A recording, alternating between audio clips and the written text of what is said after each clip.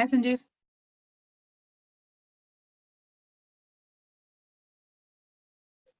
Hello. Hello, can you hear me? Hi. Um, How are you, Shani? Good, good. Thanks. I know it's late there. No, it's fine. It's a good time. Okay. So is it okay if I record this? Yeah, sure. Okay. So whenever you want to Is- get started. We don't know when people will join or what they do. No, I'm okay to start right now. And if it's a recording, then people can join in as they like, or do you want to wait for people? No, you can get started. Let's get started. You need to sleep after. Okay, cool. So how long do I have, Shalini? As long as you like to. Minimum 15 minutes at least so that we have some meat. Okay. Okay. All right. Cool. So I've got a bit of a script prepared, and then we can go through that. And if you have any questions and answers, you can always do that later. Do you want us to see your face or no? Pardon me? Do you want us to see your face or no? Oh, that's fine. If you want to see my face, that's good. That's good too. Yeah, let's do that. People haven't seen you for long, so can you put your video on? Yeah, I can put my video on. Hang on 1 second. Let me see how do I do that. Left hand corner bottom, there is a start video stuff. Got it. Yeah, there I am. Oh, you want to look a day old? Hey. All good. Let's Yes. get that adjusted. Perfect. I'm going to mute myself so that we don't get echo. Okay, cool. Let's go. Okay, so let's just quickly talk a little bit about what we're. Today's topic really is about design thinking, and but I'm going to relate it to something that I've been doing for the last many years, which is payments. And payments is like breathing for the economy. It just has to happen. And the more convenient it is, the better. Getting to the numbers, the Unified Payments Interface in India, UPI, runs about 800 million transactions a month. And it's been stuck at that number for about a year or so. MasterCard and Visa do about 20 times that transaction globally in a month. But what's interesting is that WeChat and Alipay are doing combined about 75x that number in a month in China. So it's not that Indians don't have cell phones. It's not that we don't have startups that are in the business of payments, like Paytm and MobiKwik and a few others that have tried to get in on the game. But they are nowhere close to the scale of these Chinese payment giants. So I can talk about payments. Others in the group can describe car manufacturing or iron and steel production or banking or a whole bunch of other industries where the gap between these two giants seems almost unbridgeable. But it is not, to be honest. Underlying this whole challenge is the problem of design. And in a way, the Chinese did not have a Western roadmap to work off from. They did not have a design legacy in their industries. So let's take WeChat Pay. It's part of a digital ecosystem. It's like WhatsApp, Google, Facebook, Amazon, Swiggy, and TikTok, and everything else thrown into one. A bit like Hotel California. You can check in anytime you like, but you can never leave. And lubricating this system is a payments engine that does an estimated 40 billion transactions a month. Perhaps one indicator of the legacy hangover of having an impact on design in India is that of these 800 million transactions that the UPI does in a month, Google Pay alone accounts for more than 30%. Right? So it's a completely Western app that's driving most of the payments, so the largest share of digital payments in India. Therefore, to break through, one of the most engaging and impactful methodologies that I've come across is design thinking. It gained momentum in the 1960s and 70s as a couple of Nobel laureates in science and economics struggled to solve what are known as wicked problems, multi-dimensional and highly complex problems like global warming. Design thinking is a solution generating approach that untaps creativity as much as it engages logic. At the heart of it is empathy. Problem solving per se, the way we have known it through our lives, through our kind of quantitative left brain approach, is linear. Empathy for the human condition is almost a dirty word. In the world of Spock, pure logic is independent of the player in the problem. Take a problem and then optimize the ways to solve it through analysis. That's what we've been taught right throughout. On the other hand, design thinking takes an approach that is a little uncomfortable for most of us. It thrives on building multiple solutions or prototypes and picking one or two that may not be perfect, but they get the job done. And then to keep iterating till such time as the solution reaches a level of sophistication. Either that, or it makes way for a better one. In design thinking, nothing is ever perfect or supremely elegant. There's no ideal to solve towards. There's no perfect ideal. There's always room to improve.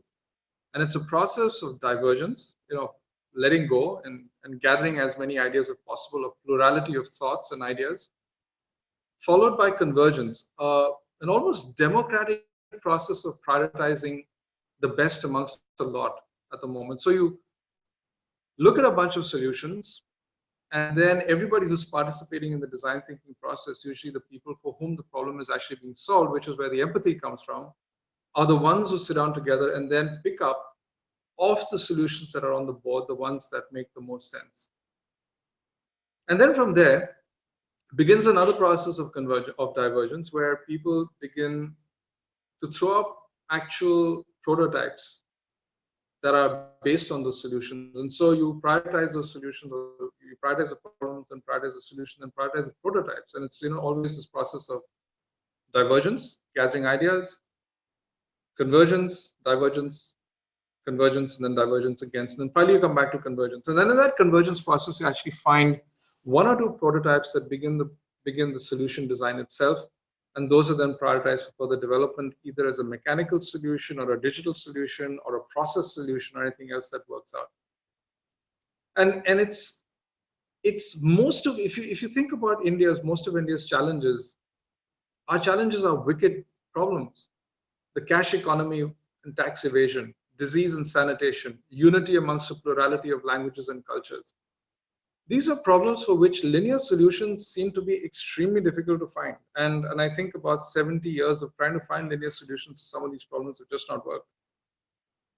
I'll give you an example of this. This is a live example, which I'm quite proud of. I started a company about 3 years ago, 2.5 years ago, along with another guy who is equally passionate about design thinking. And we started a small boutique advisory firm. And despite the fact that we had a huge amount of experience in the payments industry and in the mobile business, and both of us came from these large organizations which had lots of processes built into them, we took an approach which was purely design oriented. And we went to, of all the people and of all the organizations in the world, we went to the India Post Payment Bank. And the CEO at that point of time was a career bureaucrat. He took the risk.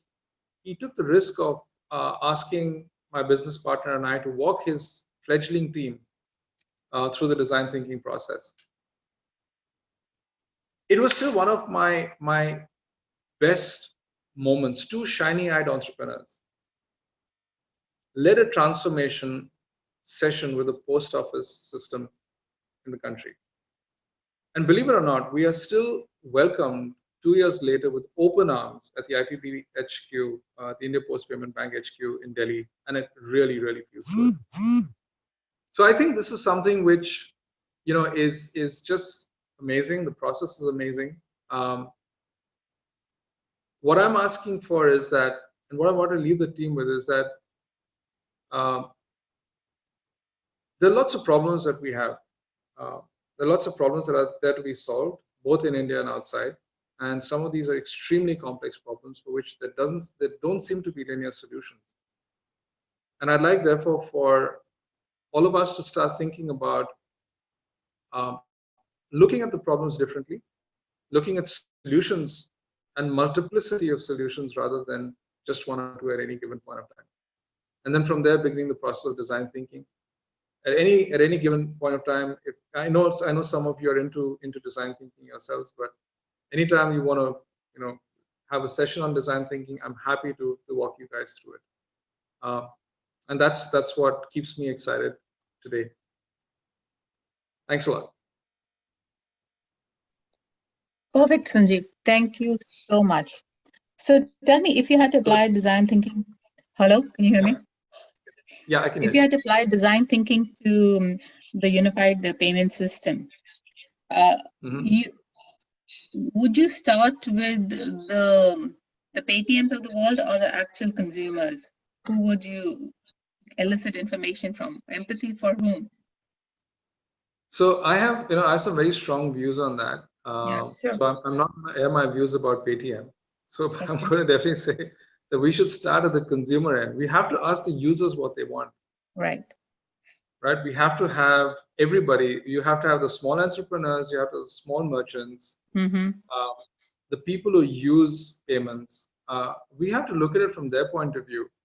Okay. Yeah, I'll give an example of this. Right next to my house in my flat in Delhi is one of the largest sabzi mandis, vegetable markets in northern India.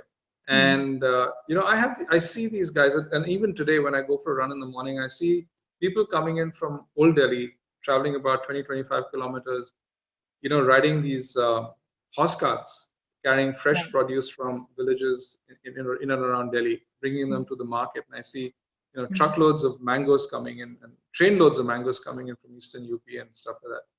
And when you go down there to the to the market, there is absolutely no digital transformation. There's no digital transformation at all. All the payments are in cash. And it's right in the center of Delhi. It's in the middle of the Okhla industrial estate. It's like you can't get there are lots of design and there are lots of technology companies in that industrial estate, but none of the payments are happening in electronically. They're all happening. It's all in cash. We don't know what people really want. Right. So I was introduced to design thinking in 2003, and my first reaction was, "Oh, isn't this what we do in marketing?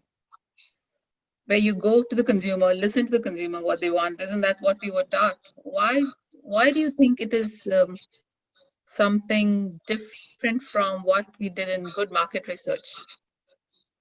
Oh, okay. So I had that same problem. So, I was like, when the first time I was introduced to design thinking, I said, yeah, this was like, market research 101.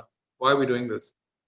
But I think it took a couple of actual design thinking workshops for me to understand that the huge difference was that the actual manufacturer of the solution is not the enterprise. The actual manufacturer of the solution are the very consumers for whom who have the problem. So they are the ones who actually prototype the whole solution together. Right? And that's the big difference. It's not like an outside in, it's an inside out approach. Right. I understand. And if I had understood marketing well, that's what we should have been doing, right? We should have been listening to the consumer and making them co-create with us, right? Correct. But that's not how enterprise works, right? That's not how the stock market works usually. Right. So, Shalini, can I chip in? Of course. Yeah. Hi, Sanjiv. I missed the initial part, but it was really, very refreshing hearing you speak. So, without further ado, couple of queries. When you looked at the Indian Post Bank and the engagement that you and your partner did with them, what is the duration of that engagement? What is the scope and of what you engaged with the team there? Okay, So it was what you call it. And the outcomes, cool. and the outcomes of that engagement. Yeah. Okay, cool. I'll be very happy to share one of them, which the CEO is very happy for us to. In fact, two of them, which the CEO is very happy for us to share. It was a design intervention. 2 days of actually being with the team, and it was it took about, I think, about 7 or 8 days of preparation work. Now, I can share a video with you of that. A video of the picture of what we did out there. It's a very short one. It's about 2.5 minutes long. But what we did was, one of the big challenges they had was a liquidity challenge, right? So the CEO himself does not use his own postal banking system for managing the cash himself, right? And this is interesting because he comes from a traditional family of mango growers in UP, and his family has these large mango orchards. But he says he doesn't use his own postal bank for putting money in or taking it out. He didn't use it at that time because of a liquidity problem. He says the liquidity in the post office was dependent either on deposits coming in for people buying national savings certificates, or people sending money in, as money orders. So more often than not, he did not have the ability to pull money out as he needed it to make vendor purchases or to make payments or whatever else he needed to do. So he'd go to the nearest bank. So this whole liquidity management challenge is massive across the post office network, the branch network, the post office bank network in India, and they're solving for it right now. On one end, they were looking for a technology solution which was being recommended to them by one of the big 4 consultancy organizations. I won't name which one it is. It is in-house in IPB at the moment. But when we worked with the team, we actually solved for them the liquidity problem in a manner that they were surprised that, and they actually manufactured the solution themselves. It was as simple as going to the nearest Indian office, gas station and or petrol station and taking the cash off those guys, because those guys didn't want to keep cash with them, especially in rural UP. The petrol pump owners did not want to keep cash. And so what was a complex liquidity problem got solved because they were able to look around for pockets where there's huge amounts of people who have the reverse problem, where they have too much of liquidity and there's nobody in the system to help them take care of it. It might seem very obvious to us right now. It might seem like wow, that's like so simple. What's the big deal about it? But it is a big deal because I think IPB was willing to invest a few $1 million in finding a technology solution for it. Okay, and the other one is even simpler. Sorry, go ahead. Yeah. Go ahead. Please complete, Sanjiv. The other one is even simpler, right? If you think about the post office system, most of the Dakiyas or Dak Sevadas, as they call them, those guys, those men and women, are not permanent employees of the post office system, right? They are, they're literally entrepreneurs. They get some amount of a fixed component. They get a uniform, and then they get some level of variable payment for the amount of work that they do. So it's very difficult to keep them motivated in the system because there's no hierarchy to walk through. Yes.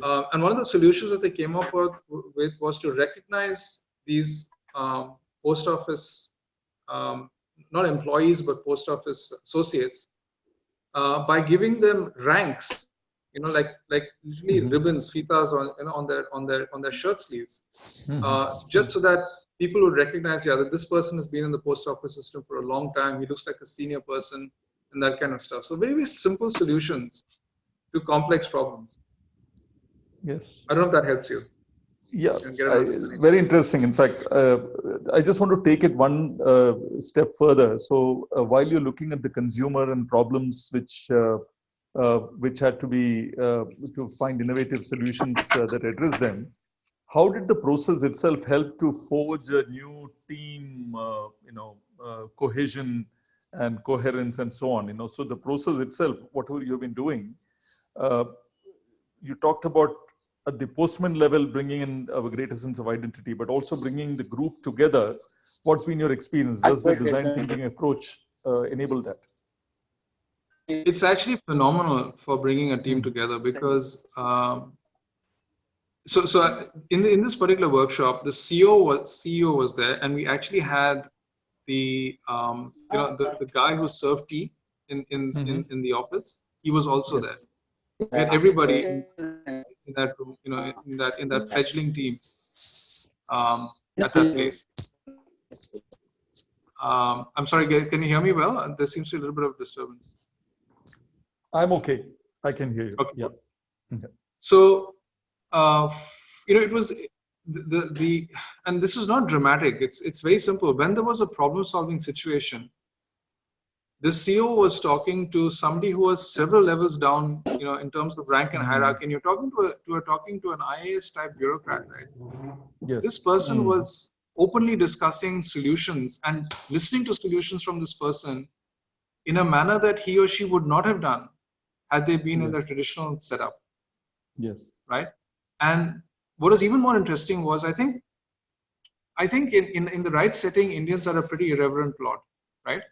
So when this happened, the person, a lot of people are able to express themselves and talk about what they thought were great ideas. And this whole Fita idea actually came from one of the Dakiyas who was there. He said, "No, we don't want more money. We'll figure out how to make more money. What we need is a recognition." Yes.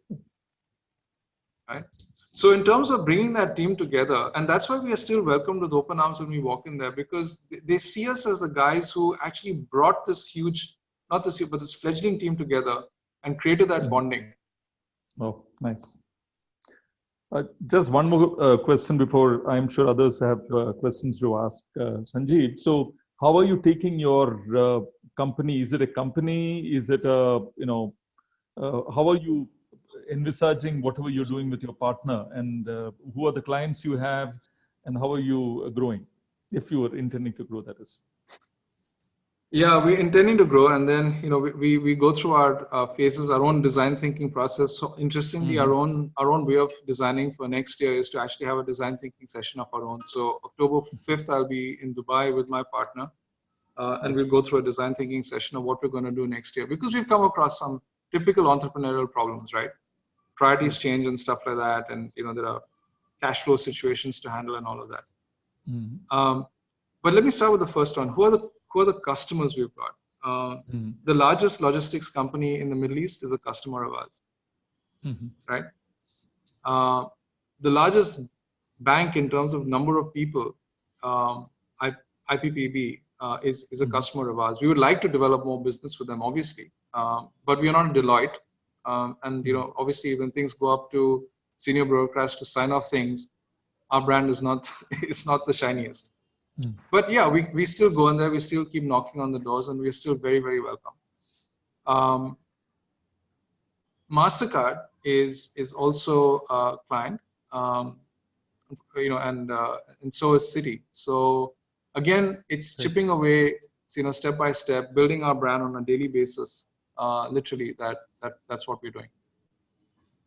There's no big money at the moment, to be honest, but we are chipping away. But it looks like the domain that you're engaging with is mostly financial services, banks, payments. Is that right? Or have you gone beyond that? Or are you looking at going beyond that? We like to stick to our area of core expertise. So, I think that it will be, so my business partner is from the mobility world. He's from Ericsson. Okay. And he actually helped develop the largest closed-loop payment ecosystems.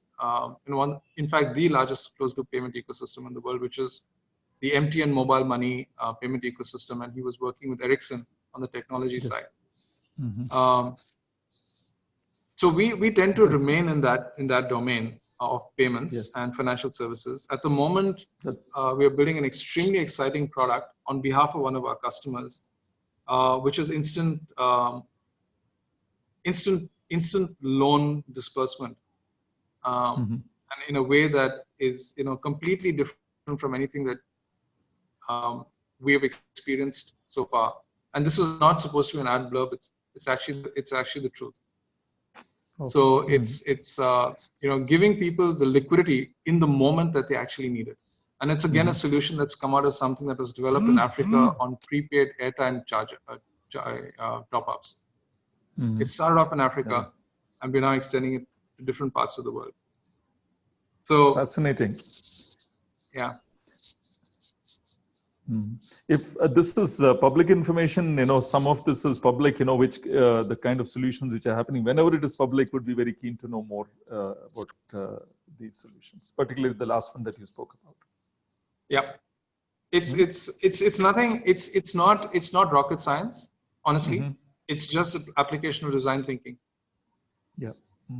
It's our client, our customer organization took an idea that we proposed to them, and then we worked with them on a design workshop, and they came up with the solution.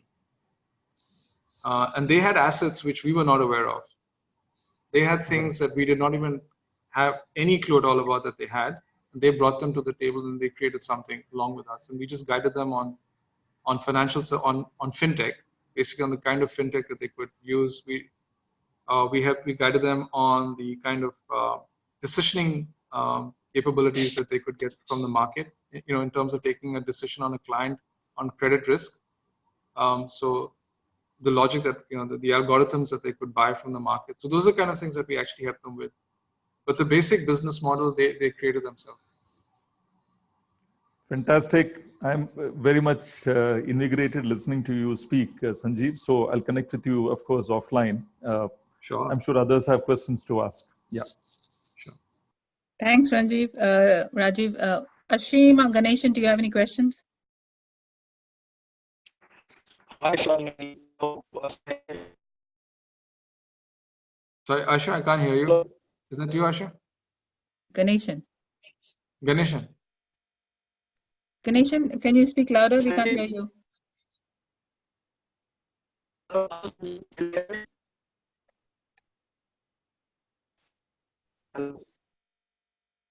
Ganeshan, you can type out the question if you want. I think there's a chat option in Zoom, right? Yeah.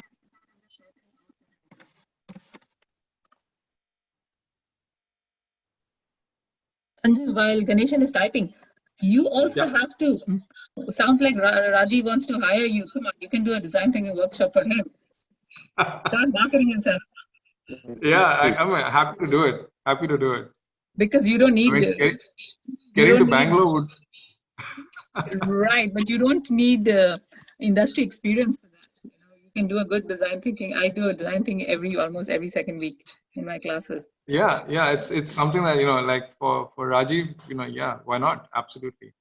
Yes. If you can buy me my dosas from MTR and coffee, and I'm there. I'm game. Hey, don't underprice yourself. Okay, Ganeshan. Just see what Ganeshan says. Okay, he's got a question there. Can you see? I can see it a bit. Yeah. I think I can see. Sorry for joining late. I don't know what the question is.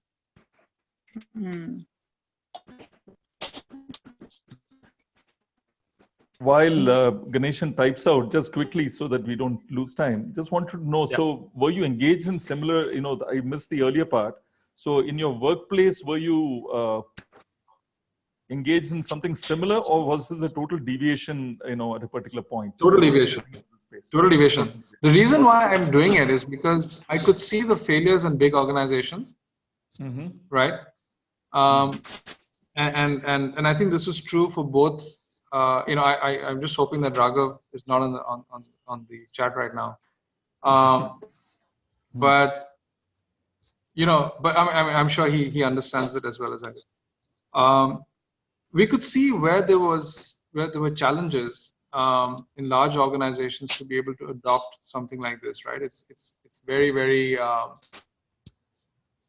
it's a problem to get people to bond together and to create solutions which work together. The second challenge was legacy, right? The fact is that a lot of the older players still use COBOL-based technology, right? Okay. And it's very difficult for them to unwind that technology from because it works, just because it works. Yes. So it's very difficult for them to start doing something new. Whereas all the new players who are coming in, all the digital banks and the digital payment players are starting off afresh. And they're actually using something which is complementary to design thinking called agile, right? Agile, So right. agile is a problem-solving approach, and in a way, design thinking is almost a problem-generating approach, in the sense that you keep searching for the problem and you keep looking for solutions. So these two work complementary in the new tech world to come up with massive solutions, which is why you find companies like Revolut coming in and basically cleaning out all the FX players in the world right now. You can trade FX on Revolut, like a payment card on Revolut. You hardly pay anything on the FX charges. It's like 0.2% versus what the banks used to charge, about 3 to 4%. So it's the ability for these guys to bring in extremely clever technology and keep changing that technology and listen to the customer all the time that makes a difference. Right? So it was definitely not part of my earlier world. Very interesting. Yeah, we'll continue. I think Sanjiv? Ganeshan has just messaged. Yeah. So Ganesh, if Shalini, I can't see the whole question, but I think what Ganesh was asking was that what will it take to build a new card system, right? Can I just read out his question loud? Sure. What would it take to launch another payment card system? As you know, the NOL card in Dubai is being promoted as a payment card among most retailers. RuPay is launched there. Though it may be a huge task, is it doable? Sorry, I missed the last part. It is a huge task. Is it doable? Can you do it? Oh, sorry, I didn't hear the last part, Shalini. Is it doable? Is it doable? Oh, of course it's doable. Yes, it's definitely doable. And this is part of Ganeshan. It's a very good question, and it's something which I'm very close to. Okay. To just give you some back thinking on this one, a short while ago, or maybe not such a short while ago, the first Abu Dhabi bank, right, FAB had launched a card, basically where they had used NBA in the days before they had formed FAB. There were NBAD and First Gulf Bank, and NBAD had come up with a wallet, which then evolved into a wallet called Payit. Now, for the longest time, the team there they've employed McKinsey to try and bring Payit out into the market, and it's failed. So whatever you might read in the newspapers, I can tell you quite honestly that Payit is not working, right? At least it wasn't working till about 3 or 4 months ago. There wasn't enough of consumer adoption, and there wasn't enough business adoption for Payit. At the same time, MasterCard has been involved in creating a national payments wallet in the UAE, and I don't know where that is going. I will not comment on that at all. And at the same time, there is also this drive towards trying to digitize payments using NOL. And RT has, in fact, one of the things that RT had done was to ask, at some point of time, and asked me to try and to bid for for creating a system there. I think one of the challenges, Ganeshan, is that it's very difficult for a non-Emirati entrepreneur to break into a strategic level initiative with a government company, with a government agency. So, I know Rashid Alabar, who is in the RTA and who's driving this initiative on NOL. I've worked with him in the past when he was, in Etisalat, driving the product team there. I met him thereafter. I think it's a solution that can be found, but I haven't yet, to be honest, I haven't yet been able to figure out how to bridge the gap between an expatriate, working with the government agency in UAE. So that's been my honest problem. It can be solved. It's in fact very, very easy to solve.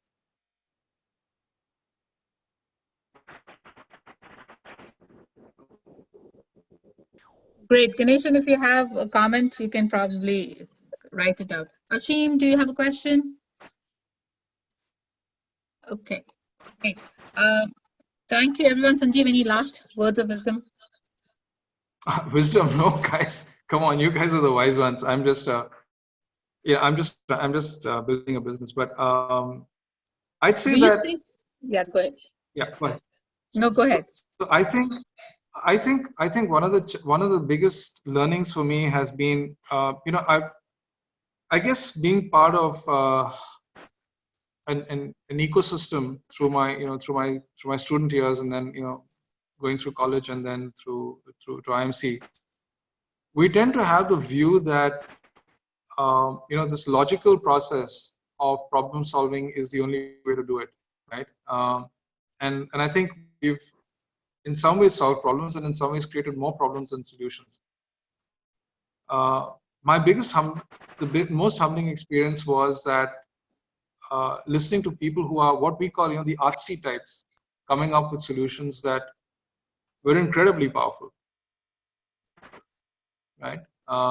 Solutions that actually listen to people, would empathize with people, not in a sentimental way, but really listening to people. That EQ component was something which I found extremely useful in design thinking, and I'm still learning EQ, by the way. So that's my 2 cents worth. Okay, I have a last question. Sure. You're the fourth person who's been talking about, your journey, and almost all of you have done something entrepreneurial at this stage. Does it feel right to do it this late, or do you regret not doing it earlier? Good question. I'm a very honest middle class Indian guy, and I'll emphasize on the guy part because the challenge for most of us is that most of us have this kind of thing that we've got to take care of family, and do the right thing, and earn a livelihood for X number of years. And then after that, we can buy our way into some sort of freedom. On the other hand, people like Ganeshan found that freedom much before we did, or Meg, right? So I think it's for most of us, at least for me, at least I know it's been, I guess, the right time. I would not have been able to take the emotional journey earlier. It would have been very, very difficult for me. Perfect. Yes, I guess for a girl, EQ is easier, and starting business is much easier.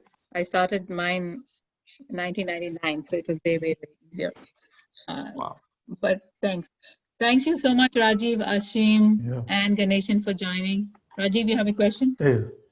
No, I think the thing about, very, very interesting being part of this, interaction.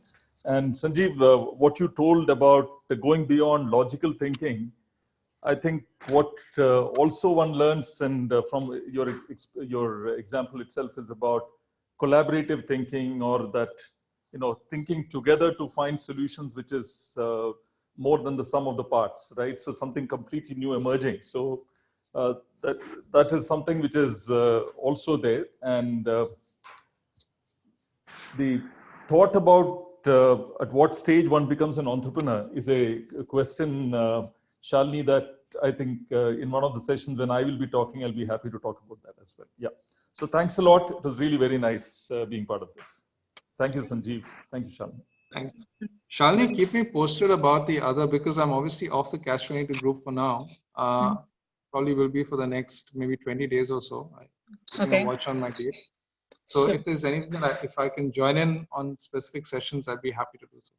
Right, we are having Ganeshan's having one in October 5th, October 6th. Chandrasekhar is on October 5th, and October 16th is Chetan. He's talking about the startup. Oh wow! All of these will be recorded, and I've got a link, uploading it there. So that would be great. Okay. Thank you, everyone. Have a great rest of the day. Sanjiv, all the best. Everybody, all the best. Bye. Take care. Thanks, guys. Take care. Bye.